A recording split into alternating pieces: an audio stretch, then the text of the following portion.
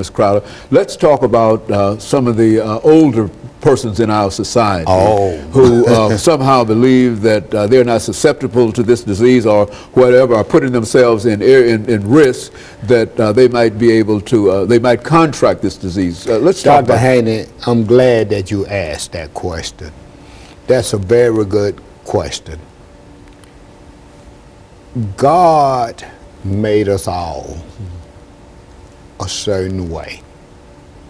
And God said, be fruitful and multiply.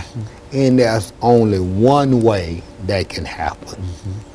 No, and people over the age of 50 are becoming infected with HIV at the same rate as teenagers.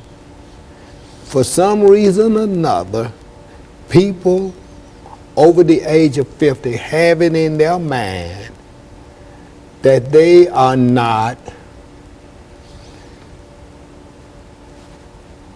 vulnerable to HIV, or they're not susceptible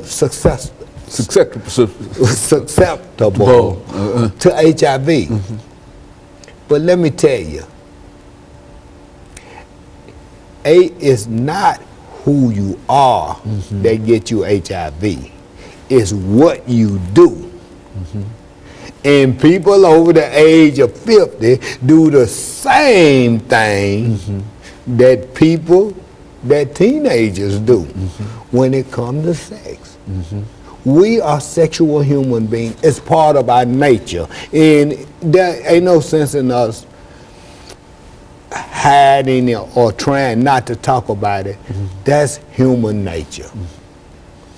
If it wasn't for that, guess what? You wouldn't be here and I wouldn't be here. As sad as we hate to sit up here and think that my mother and my grandmother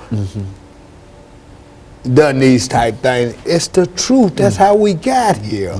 God made us this way. God gave us these feelings. There's nothing wrong with having these feelings. You know, so in people over the age of 50, they may have been widowed or widowers, and then they get back and they get back to meeting, you know, getting back to a healthy, getting into a healthy relationship. They're gonna do the same thing. Well, let's think about it. Whoever they get into this healthy, intimate relationship with, they can't be so naive to think that whoever they get in this relationship with haven't been in a relationship with someone else who might have had. There you go. Who may have had HIV. And a person could have got HIV 10 years earlier. And the disease had not manifested itself to the point of that person showing any signs or symptoms.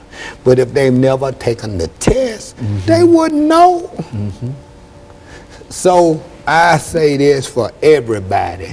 If you getting into a new relationship or even in your old relationship, just remember, testing is the key. Take the HIV test. There's nothing wrong with taking an HIV test. Nothing wrong. Please, everybody, take an HIV test. Very good. And of course, Ms. Crowder, we've got about a minute before we end this show for today, and I want to thank you not only for the information that you've given today, but the information that you've given us over the last 12 or 15 years dealing with this same topic. And I think that everything that you've said, we've also said it before, but there is nothing new in reference to what we're talking about here now. And I think that the fact that you came by to remind us again of the importance of taking the test, the importance of being careful in reference to our relationships, I think that will go a long way in terms of simply reminding people. Certainly it might not prevent people, but at least I think that people have to be reminded before prevention can occur. And we want to thank you for that. And let me encourage our audience to tune in again next week for another informative edition of Comments. Thank you and good morning.